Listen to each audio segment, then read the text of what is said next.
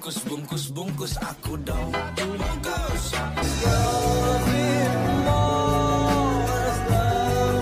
Guys, baru-baru ini jadi trend tahu, menari sambil bergoyang kemudian menggunakan nama Allah sebagai gurauan permainan juga sendaan, juga dijadikan sebagai prank untuk orang lain. Secara peribadi, benda ni tak perlu pun dilakukan dan perlu dihentikan segera. Serius, benda ni tak elok. Dan confirm, bila kita tanya orang buat trend ni, mereka akan cakap ini adalah hanya sendaan, ini hanya permainan, ini hanyalah prank. Tapi benda tu dah pun dilakukan oleh orang terdahulu 1400 tahun yang lalu. Dan jawapan mereka sama, ialah mereka hanya bersenda gurau, mempermainkan, bercanda macam tu. Sebagaimana firman Allah Subhanahu Wa Taala, dan jika kamu tanyakan kepada mereka tentang apa yang mereka lakukan itu, tentulah mereka akan menjawab, sesungguhnya kami hanyalah bersendah gurau dan bermain-main sahaja. Katakanlah, apakah dengan nama Allah, ayat-ayatnya dan Rasulnya kamu selalu berolok-olok? Jadinya guys, ayat ini memperlihatkan kepada kita bahawa memperolok-olokkan nama Allah, kalimah Allah, ayat Al-Quran dan juga Rasulullah tidak diperbolehkan. Guna nama yang lain, guna ayat yang lain, tidak perlu mengaitkan agama ataupun nama Allah dan Rasulnya. Kerana Islam ni sempurna dan terjaga, tidak boleh dipersendah guraukan. Bagi yang tak tahu tu, korang hentikan sekarang.